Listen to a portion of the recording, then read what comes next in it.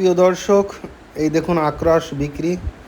কত সুন্দর ফুটপাতে ডেকোরেশন করে অল্প একটু জায়গার মধ্যে যে কত সুন্দরভাবেও আখরস বেচা যায়। দেখুন ফ্রিজে, ঠান্ডা ফ্রিজে আখ রেখে ঠান্ডা করা হয়। এর সাথে আসলে কোনো বরফ মিশেল না, জাস্ট আখটা ঠান্ডা করে তারপরে সেটা রিফাইন করে আখের রস বানানো হয়।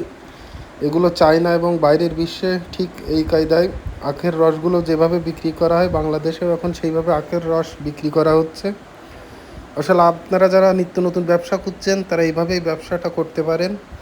দেখুন একেবারে ছোট একটা ভ্যানে, সাথে ফ্রিজও আছে রাখা।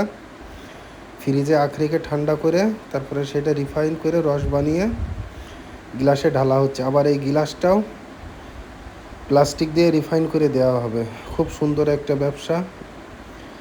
এটা আমি নতুনভাবেই দেখলাম। আসলে ছিল কিছু কিছু জায়গায়, কিন্তু এখন ঢাকার প্রায় জায়গাতে এভাবে দেখা যাচ্ছে। তারপরে দেখুন এই যে পেপার লাগানো মেশিনও আছে, ঠিক এটা একেবারে ইনটেক করে দেওয়া হচ্ছে। আপনি যদি এটা কোথাও নিয়েও যেতে চান সেটা নিয়েও যেতে পারবেন, যদি পরিবহন করার ইচ্ছা হয় সেটাও করতে পারবেন। আবার যদি জায়গায় দাঁড়িয়ে খেতে চান সেটাও পারবেন। কিন্তু আসলে সব কিছুই খাবারের বলেন, জিনিসের বলেন, দেখার একটা সৌন্দর্য একটা বড় বিষয়।